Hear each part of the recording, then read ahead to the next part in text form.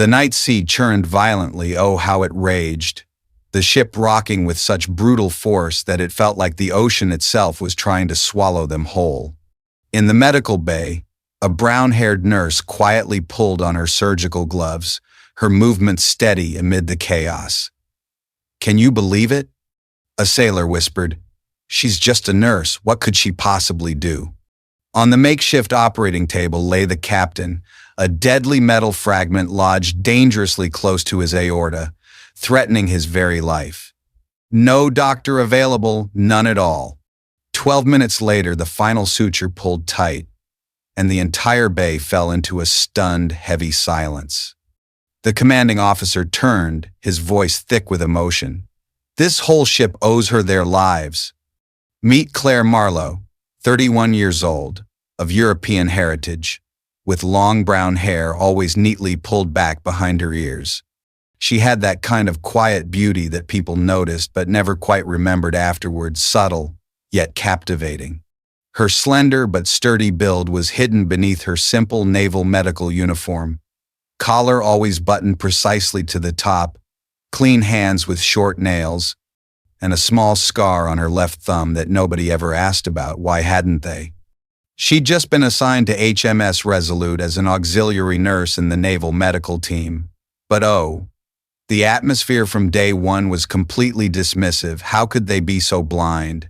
When she first boarded the ship, everyone welcomed the chief medical officer with enthusiastic handshakes and hearty greetings.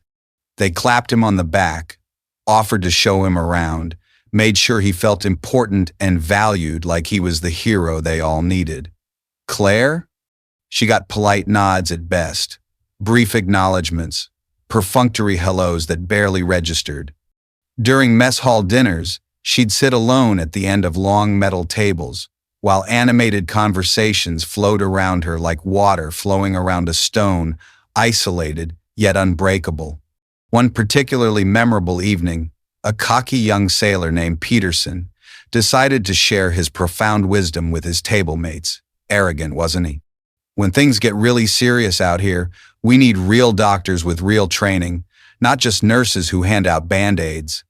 His buddies chuckled into their soup bowls, shooting glances at Claire to see if she'd react. Would she snap back? She just smiled softly and continued eating her meal. No defensive response, no hurt feelings displayed, no attempt to educate them about her qualifications. Just that calm, almost impossibly composed demeanor that made her seem somehow untouchable, mysterious, and strong. But Claire had this particular way about her, small, consistent acts of genuine kindness that people somehow managed to completely overlook or systematically minimize. Why do we ignore such goodness? Take young Simon Rodriguez, barely 19 years old. The kid burned his hand pretty badly while fixing a stubborn engine valve down in the machinery spaces. Poor guy. It must have hurt like hell. Most ship medics would have quickly slapped some standard burn gel on it, wrapped it in basic gauze, and sent him back to work without a second thought. Not Claire, oh no. She spent a full 20 minutes carefully cooling the wound with precisely temperature-controlled water, applied specialized burn dressing with surgical precision, then gave him detailed aftercare instructions written out by hand. She showed him exactly how to change the dressing, what signs of infection to watch for, when to come back for follow-up. Such care, such dedication. The kid was genuinely amazed by her thoroughness. "Why are you being so incredibly thorough? It's just a minor burn that'll heal in a few days." Claire looked up from her careful documentation, those steady, intelligent eyes meeting his directly piercing, yet kind. "Details keep people alive, Rodriguez. Every single detail matters when someone's health is at stake." That quiet philosophy became her unspoken motto aboard the ship. Details keep people alive. How profound is that? Every single night, long after the medical bay had emptied out and most of the crew was either on duty or sleeping, Claire would methodically check and recheck absolutely everything, tireless, unwavering. Surgical instruments cleaned and arranged with mathematical precision. Arterial clamps tested for proper tension and responsiveness. monitoring equipment carefully calibrated to exact specifications, emergency medications inventoried and rotated according to expiration dates, perfection in every step. The other medical personnel thought her routine was completely excessive for someone who was supposedly just a ship's nurse. Could they be more wrong? They had absolutely no idea what they were actually looking at. They couldn't recognize the signs of someone who'd learned these habits under circumstances where a single oversight could mean multiple deaths, tragic, life-altering mistakes. In Claire's uniform pocket, she always carried an old surgical needle with Fallujah 2007, carefully etched into the metal handle. Not a single person on that ship understood what those specific words meant, not yet. But oh, they would. 3 weeks into their deployment, everything changed in a single devastating instant. Boom. Just like that. An explosion rocked the entire ship with tremendous force. Not a direct hit from enemy fire, but close enough to send deadly shrapnel tearing through the reinforced hull like paper, terrifying. The sound was absolutely deafening. That horrible, gut-wrenching combination of grinding, twisted metal and human screams that experienced sailors dread more than anything else in the world. Nightmare fuel.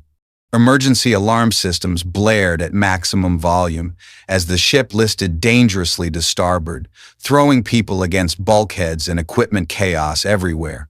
Casualties immediately started flooding into the medical bay in a chaotic stream. Severe burns from superheated metal fragments, deep lacerations from flying debris, broken bones from sailors being violently thrown against solid surfaces, concussions from impact trauma, heartbreaking injuries. But by far the worst case was Captain Morrison himself, their commanding officer. Oh God, not him.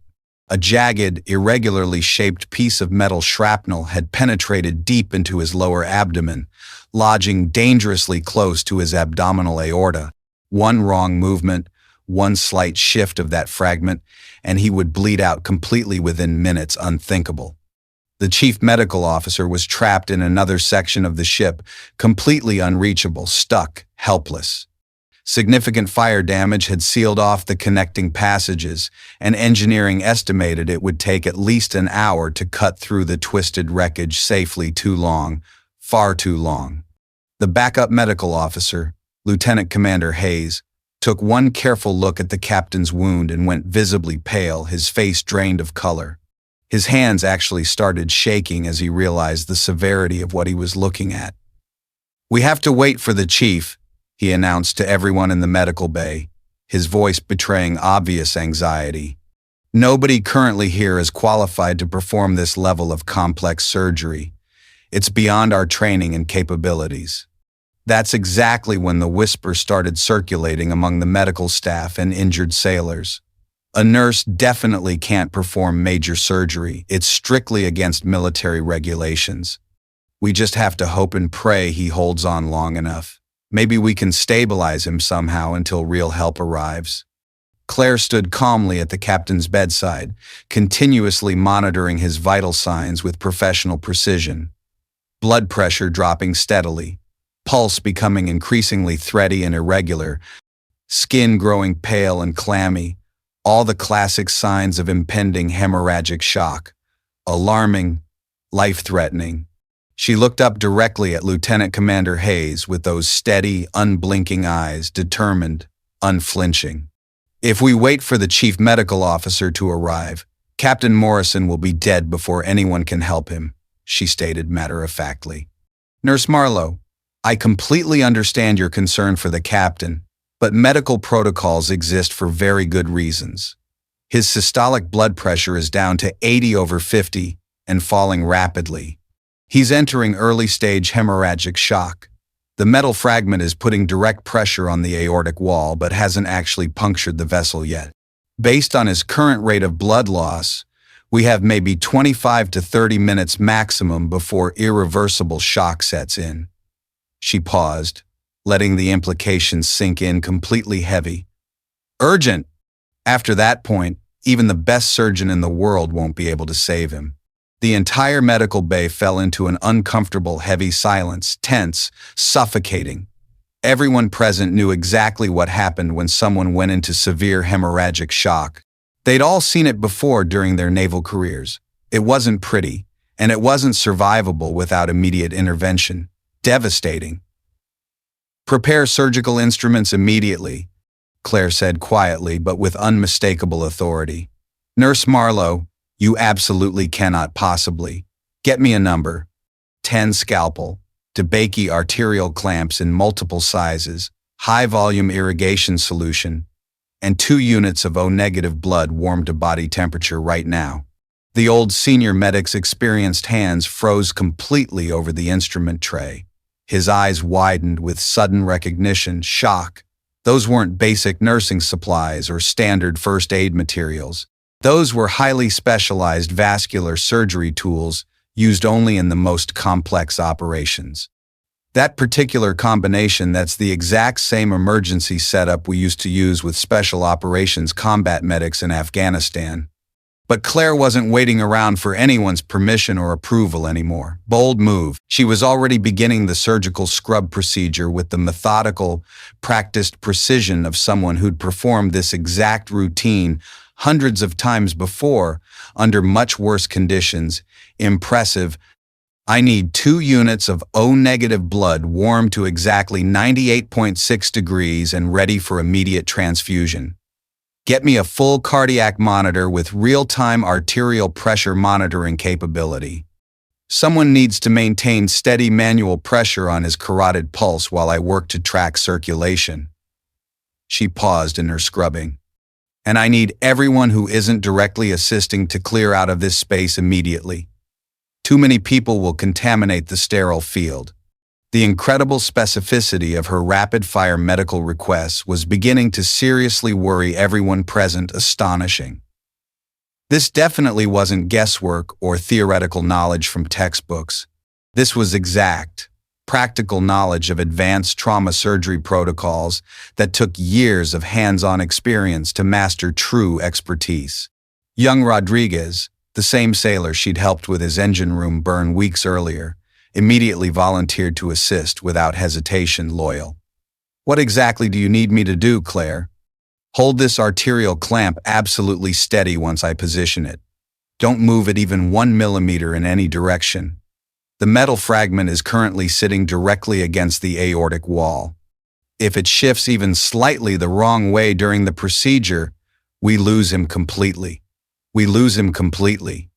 On Claire's wrist was a small, worn black paracord bracelet with exactly 4 precisely tied knots. Each individual knot represented a field surgery she'd successfully performed outside her official duties under combat conditions, secret badges of honor. She'd never told anyone what those knots meant. She'd never told anyone a lot of important things about her past hidden depths. "Beginning surgical procedure now," Claire announced with complete calm, her voice remaining absolutely steady despite the ship continuing to rock from the earlier explosion, damage unshakable. For the next 12 intense, crucial minutes, every single person in that medical bay witnessed something genuinely extraordinary that would stay with them for the rest of their lives, unforgettable. Claire's initial incision was absolutely perfect, precise, confident, decisive, not the hesitant, careful cut of someone attempting something far beyond their actual skill level, but the bold, sure, stroke of an experienced surgeon who'd performed this exact procedure dozens of times before under much worse conditions. Masterful. She worked with mechanical precision and efficiency, her hands never once trembling or hesitating, despite the ship's constant movement and the tremendous pressure of the situation. Heroic under fire. "Clamp the superior mesenteric artery exactly where I'm pointing," she instructed Rodriguez, who was doing his absolute best to follow her rapid-fire, highly technical commands, sweating bullets. But hanging in there. "Perfect. Now, irrigation solution. I need to see the complete extent of internal damage before I attempt to remove this fragment safely. Every second counts." The old senior medic watched in growing amazement and recognition, his eyes widening in disbelief. "That specific suturing technique, I've only seen that particular method used in active combat zones. That's advanced battlefield surgery, unreal." Claire didn't respond to his observation. She was completely in what experienced medics call the zone, that state of absolute, laser-focused concentration, where literally nothing exists except the patient and the procedure. Total immersion. Her hands moved with a kind of instinctive muscle memory that takes many years of intensive practice to develop properly smooth, almost magical. "The fragment is completely clear of the aortic wall," she announced to her makeshift surgical team, triumph in her voice. "Removing now. Watch carefully for any arterial bleeding or unexpected hemorrhage. Stay sharp." The jagged metal shard came out cleanly in one smooth motion. No major vessel damage. No catastrophic bleeding, thank goodness. But Claire was far from finished with the procedure. Oh no, not yet. She spent another full 8 minutes meticulously checking for hidden tears in surrounding tissue, securing multiple small bleeding vessels with surgical precision, and ensuring perfect hemostasis before even beginning the closure process, thorough to the core. "Where exactly did you learn to perform surgery like that?" Lieutenant Commander Hayes whispered, clearly awed by what he was witnessing, his voice full of wonder. Claire's skilled hands paused for just a brief moment in their work, then she continued suturing with the same steady rhythm, unfazed. "Fallujah, Iraq, 2007 through 2009. Those 3 simple words hit everyone in the room like a physical blow to the chest. Bam! Shocking. Fallujah, every military medic in the world knew that name. One of the most brutal, intense combat zones of the entire Iraq War, where field medics regularly had to perform complex surgery under active enemy fire, with severely limited equipment and unlimited personal courage, heroic beyond belief. "You served in Fallujah?" Rodriguez asked quietly, still maintaining his assigned grip on the surgical clamp, his mind racing. "Senior combat medic attached to Special Operations Task Force Dagger, 2 complete combat tours." The old medic's mouth fell completely open in shock, jaw-dropping. "Wait, Claire Marlowe, you're that Marlowe, the legendary medic who performed emergency vascular surgery during the famous Allen Bar District ambush?" Claire's hands never stopped their precise work, but something definitely shifted in her facial expression, a subtle flicker of memory. "That's still classified information, Chief." "Holy hell," someone whispered from the back of the medical bay, pure astonishment. "You saved an entire Special Forces team during that massive firefight." "I heard stories about that operation for years. Afterward, they said the unit medic performed multiple complex surgeries while under active enemy fire for over 3 straight hours. Incredible." The incredible story began coming together piece by piece, unfolding like a gripping tale. In 2007, during one of the bloodiest, most dangerous periods of the entire Iraq War, Claire had been embedded with an elite special operations unit operating in Fallujah's most contested neighborhoods, right in the heart of danger. During a particularly brutal, well-coordinated ambush by insurgent forces, their unit commander had taken serious shrapnel damage to his femoral artery, life-threatening. Without immediate surgical intervention, he would have bled to death within minutes, terrifying. But Claire had accomplished far more than just immediate life-saving surgery, astonishing.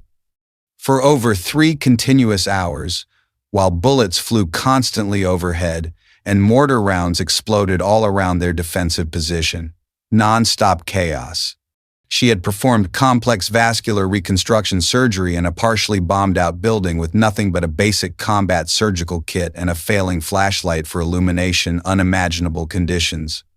Not only had she successfully saved the commanding officer's life, but when 2 additional team members were critically wounded during the extended firefight, she had managed to stabilize them as well, using improvised techniques and incredible resourcefulness. Brilliant. The entire 12-man unit survived that seemingly impossible ambush because one remarkably skilled combat medic absolutely refused to accept that the tactical situation was hopeless, defiant, and inspiring. The official military records of that specific operation were immediately classified at the highest possible security levels, top secret. Claire's crucial role was deliberately buried in heavily redacted documents and permanently sealed files hidden away. As far as the general public knew, that particular heroic action had never actually happened, erased from history. Why didn't you ever tell anyone about your background? Lieutenant Commander Hayes asked with genuine curiosity, puzzled and intrigued. With your experience and proven capabilities, you could have been the chief medical officer on any ship in the entire fleet. Why hide it? Claire carefully finished the final suture and stepped back to thoroughly check Captain Morrison's vital signs on the monitoring equipment, relief washing over her. Blood pressure was steadily stabilizing. Pulse was significantly stronger and more regular. Oxygen saturation was improving. Victory. The surgery had been a complete, unqualified success, miraculous. Because, she said quietly while beginning to clean up the surgical area, humble as ever, I didn't join the Navy to prove anything to anyone or to advance my career. I joined specifically to help people when they need it most, regardless of recognition or reward. Pure heart. The cardiac monitor displayed steady, strong vital signs across all parameters, beeping steadily, reassuringly. Captain Morrison was definitely going to live and make a full recovery. Hallelujah. The commanding officer had arrived just in time to witness the final critical moments of the procedure. Perfect timing. He stood silently in the doorway, taking in the entire scene. The successful surgery, the professional setup, the obvious advanced skill that had just saved their captain's life against impossible odds, overwhelming. This whole ship owes you their lives, he said simply, with deep respect and gratitude profound. Claire was already methodically cleaning up, disposing of surgical materials with the same careful attention to detail she'd shown throughout the entire operation, consistent to the end. I just did exactly what I was trained to do, sir. Nothing more, nothing less. But every single person in that room knew they'd witnessed something truly extraordinary, not just the surgery itself, but the stunning revelation of who Claire Marlowe really was. Not just a nurse at all, but one of the most skilled, experienced combat medics the military had ever produced. A genuine hero who'd been hiding in plain sight. Mind-blowing. CTA type? I owe someone. If you've ever been saved by someone who never asked for credit, think about it. When the chief medical officer finally managed to make it back to the medical bay, through the cleared passages, exhausted but relieved, Claire simply handed him the completed patient chart and delivered a thoroughly professional briefing on Captain Morrison's current condition. No unnecessary dramatics, no ego or self-congratulation. Just clear, concise medical facts, professionalism at its finest. Patient is stable and responding well to treatment. Metal fragment successfully removed without any damage to major vessels or surrounding organs. I've administered appropriate prophylactic antibiotics and established comprehensive pain management protocols. Vital signs are strong and steady. He should make a complete recovery without complications. Good news. The chief medical officer carefully examined the surgical site, then looked at Claire with new understanding, eyes full of respect, then studied the absolutely perfect suture work, again flawless. You personally performed this entire surgery? Yes, sir. Emergency circumstances required immediate intervention to prevent loss of life. Claire, this is genuinely advanced vascular surgery. This level of technical precision and skill, where exactly did you learn to experience, sir? But word had already spread rapidly throughout the entire ship like wildfire, buzzing everywhere. By the following morning, absolutely everyone knew that their quiet ship's nurse had single-handedly saved their commanding officer's life with a surgery that most ship's doctors wouldn't have dared to attempt under those conditions. Legendary. The change in atmosphere aboard the ship was immediate, profound, and completely transformative. Electric. Young Rodriguez found Claire in the medical bay that evening, methodically organizing supplies with her usual systematic precision, dedicated as always. Can I ask you something important? Of course, Rodriguez. During that surgery today, You were so incredibly calm under pressure. How do you manage to stay that calm when someone's life is literally in your hands?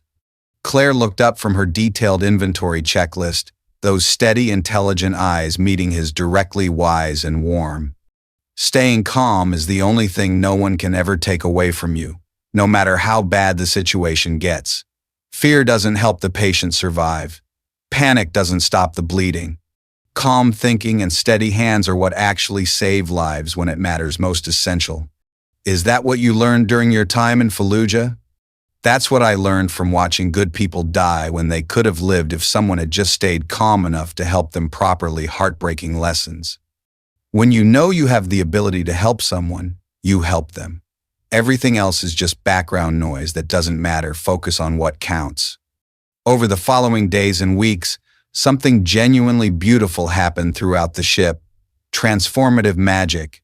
The crew's attitude toward Claire didn't just change, it was completely transformed, admiration overflowing. But much more importantly, their attitude toward previously overlooked people in general began to shift in positive ways. Eye-opening. They started paying serious attention to the quiet engine room mechanic who'd been preventing major mechanical failures through careful, proactive maintenance. Unsung hero. They noticed the dedicated cook who'd been discreetly making sure everyone received proper nutrition despite ongoing supply limitations. Vital role. They recognized the hard-working communications officer who'd been voluntarily working extra shifts to keep families connected to home. Selfless. Claire had shown them all that extraordinary capability and heroism often hide behind ordinary job titles and quiet personalities. Profound truth. A week later, someone had written on the medical bay door in neat, careful handwriting, 12 minutes and the whole ship lived. Inspiring. Claire never mentioned the inscription or asked who had written it, but she smiled genuinely every single time she saw those words touching. The ship's crew had learned to look deeper, to value substance over titles, to recognize quiet confidence and hidden strength. Valuable growth. And they had Claire Marlowe to thank for that invaluable lesson. Grateful. CTA type. I will live kindly if you believe skills and courage should be used to save others. Let's commit. Claire Marlowe's story reminds us that job titles don't determine someone's actual ability to save lives. Heart, skill, and courage do that spot on. Those crucial 12 minutes didn't just save Captain Morrison's life. They held together the morale and fighting spirit of an entire naval vessel operating in a dangerous combat zone. Crucial. When your commanding officer survives because someone stepped up when it mattered most, it fundamentally changes how you see everything around you. Perspective shift. Sometimes the person everyone dismisses as just the assistant is actually the one holding the whole operation together through quiet confidence. Surprising. The unassuming nurse who turns out to be a decorated combat veteran with life-saving skills. Wow. The maintenance worker who prevents disasters through careful attention to important details. Essential. The administrative assistant who knows more about the company's actual operations than the executives do. Hidden gem. Claire's inspiring story teaches us to look much deeper into the capabilities and true value of the people around us every day. Why not start now? That quiet, unassuming colleague might be the hero you simply haven't recognized yet. Eye-opener. We live in a world that's obsessed with impressive titles and loud credentials, but real confidence often wears humble clothes and speaks softly. Refreshing. True expertise doesn't always announce itself with fanfare. Subtle. The most genuinely capable people frequently let their consistent work speak for itself, rather than their words or self-promotion. Admirable. Think carefully about the people in your own life who quietly make everything work better. The ones who solve problems without taking credit, who step up in emergencies without being asked, who possess skills and experience that go far beyond what their official job description suggests. Who are they? These are the Claire Marlows of the world. They're everywhere around us. If you know how to look properly, let's notice. The next time you're tempted to judge someone's capability by their title or first impression, remember a brown-haired nurse on a Navy ship who saved an entire crew with 12 minutes of precision surgery. Inspiring. Remember that true heroism often comes disguised as ordinary confidence and quiet professionalism, timeless. And remember that the person who might save your life someday could be someone you've never bothered to really notice or appreciate. Humbling. Real heroes don't always wear capes or seek recognition. True. Sometimes they wear scrubs. Sometimes they carry lunchboxes and work night shifts. Sometimes they sit quietly in meetings and never speak up until the moment everything depends on them. Profound. Claire Marlowe knew exactly who she was and what she could accomplish. She didn't need anyone else's recognition or validation to confirm her worth, self-assured. But when the critical moment came, when lives hung in the balance, she stepped forward without hesitation and did what needed to be done. Brave. That's the true definition of quiet heroism. Yes. If you believe in stories that touch the heart like this one, leave a comment and don't forget to subscribe to The Veteran Story. We tell the stories that shouldn't be forgotten. Real people are creating and telling stories, not mass-produced AI. Authentic.